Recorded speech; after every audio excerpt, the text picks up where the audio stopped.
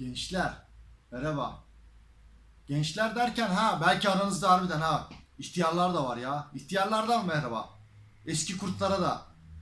İhtiyarlara özellikle selam. Ne onun adı, fosilleşmiş gibi olan Airsoft oyuncularımız var artık ya, ama oyunlarda pek göremiyoruz artık. Eski oyuncularımız biraz daha sahalarda olsalar güzel olacaklar. Tabii genç gelen nesil de güzel bir arkadaşlar.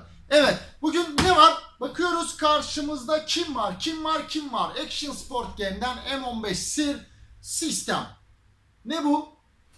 Proline serisi, Action Sport Game'in Proline serisi M15 tabanıyla, işte M4 tabanı aslında. Genelde işte M4'ler, M15'ler falan filan hepsi aşağı yukarı hep birbirine benzeyen kasalar ve modellerde. Tabii bugün açıyoruz kutumuzu. Kutumuzda ne hissediyoruz? Abi kutumda hiçbir şey hissetmiyorum gerçekten. Çünkü kutumda büyük bir şey var. Gerçekten büyük bir şey ama değişik, güzel yapısıyla Proline bir oyuncak olan M15 SIR Action Sport Game'in belki de Türkiye'de satılan en çok modellerinden bir tanesi. Açıyoruz, bakıyoruz ve gerçekten güzel bir materyalle şöyle açıyorum ve kutunun içeriğinden aynı bu şekilde böyle bir kutu çıkacak size de.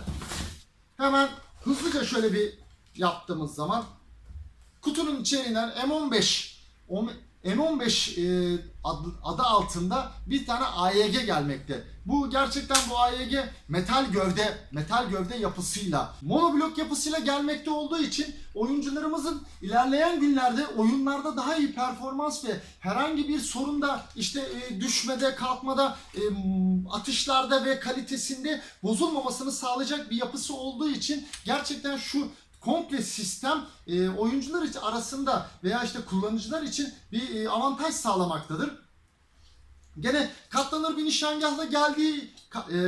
nişangah sistemiyle geldiği için ve ayarlanabilir bir nişangah sisteminde bulunduğundan dolayı hem biraz daha kalitesi daha yüksek, işte hem sağ sol ayarı hem de ileri aşağı yukarı ayarlamalarını yapabilmektesiniz. Bu katlanabilir nişangahla geldiğinden dolayı işte ilerleyen günlerde bir red dot, bir işte nişangah sistemi, bir holosight, bir dürbün gibi aparatları takmak için de bu üstündeki ray sistemi gerçekten çok avantajlı bir ray sistemi olacaktır. Tabii ki bu ray sistemini söküp komple çıkartıp oyuncağınızı değişik bir şekilde de modifiye edebileceksiniz.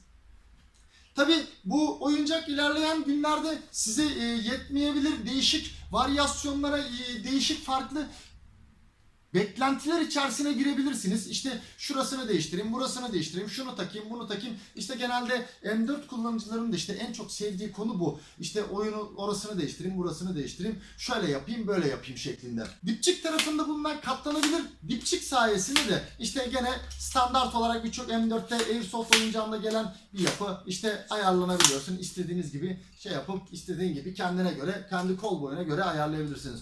Kurma kolunu çekip bıraktığında zaman aynı zamanda şuradaki mekanizma geride kalmakta ve şuradan ayarlanabilir hopla birbirini aşağı yukarı istediğin şekilde ayarlayabilirsin. İşte bugün 0.20 gram BB'm var, işte biraz aşağı atayım. İşte bugün 0.25 gram BB ile oynuyorum. Biraz kaldırayım da rüzgarda daha isabetli atışlar yapmamı sağlasın. Tabi aynı zamanda hop sistemi hemen altında, şurada baktığımız zaman metal bir hop sistemiyle geliyor. Bu da tabi şarjörün ve oturmasında hop sisteminin metal olmasından dolayı daha kaliteli bir yapı sağlamakta. Bu kaliteli yapıyla da namlunun daha sabit ve stabilite olarak daha sabit bir şekilde oturduğu için atışlarında sağa sola oynama istatistiği ve başarısı, işte atış yüzde başarı çok daha yüksek olacaktır. Metal hop-up'un işte avantajları da bu şekilde.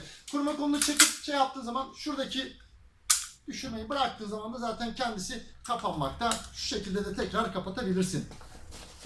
Tabi kutunun içeriğinden aynı zamanda 7.4 1300 mahlık 25C'lik bir pil gelmekte. 7.4'lük bir pil bu oyuncak için yeterli mi?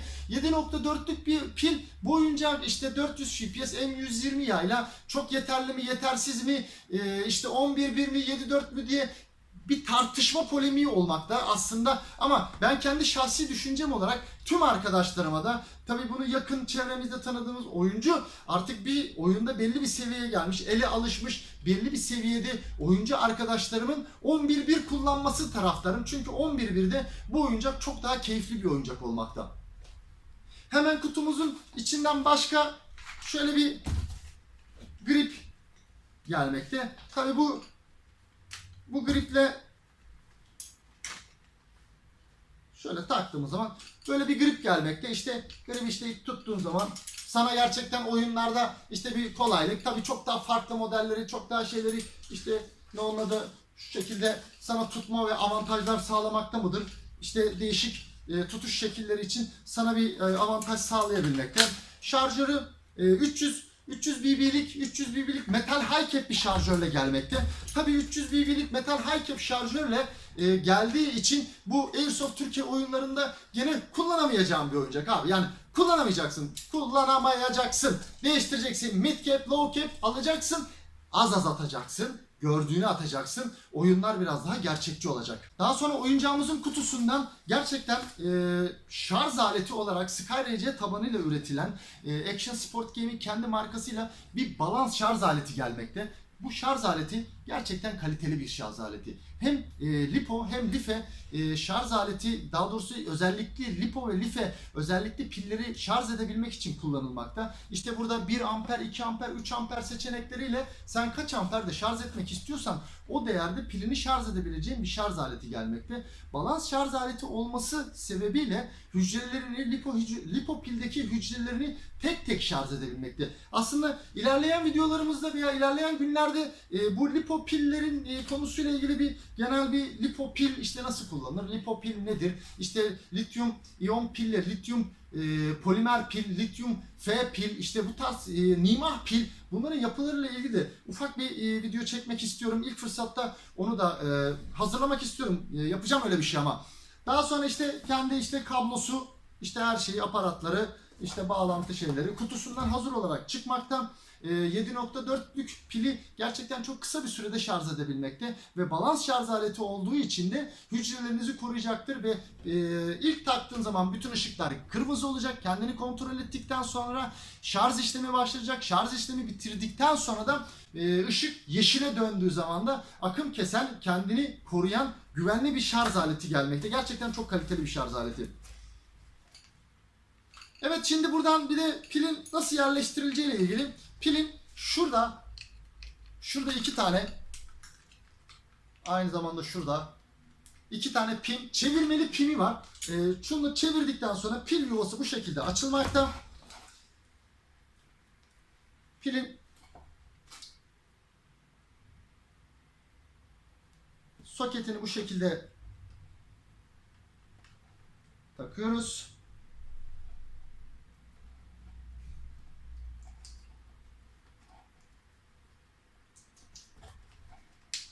Şöyle de kapattığımız zaman, evet, pili taktıktan sonra pil yerimizin önde olduğundan dolayı hemen oyun içerisinde çıkartıp değiştirebilme imkanı da sağlamakta. Hemen şuradan emniyet mandalı, seri, tek, semi, tek atım, auto ve otomatik atış olarak 3 modda gelmekte. Emniyette tek atım ve seri. Oyuncağımız zaten tek atımda gerçekten hızlı bir oyuncak. Otomatik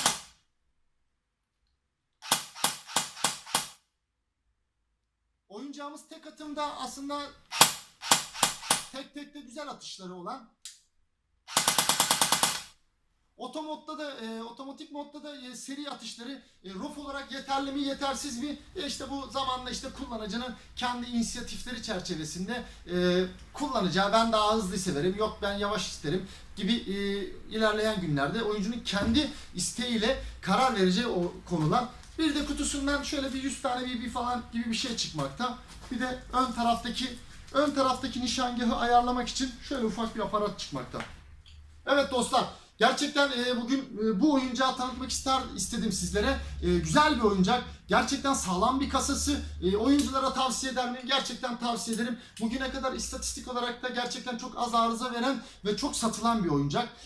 Action Sport Game'in bu Armalite firmasının lisansıyla ürettirdiği ve getirdiği bir oyuncak. Gerçekten tavsiye ederim. Evet dostlar, bu oyuncağın ilerleyen günlerde bir de ayrıntılı teknik incelemesini yapıp şöyle daha böyle şekilli bir video çekeceğiz. O yüzden bizi takip etmeye devam edin. Görüşmek üzere dostlar. Oyunlarda görüşürüz. Oyunlara gelin. Kendinize iyi bakın.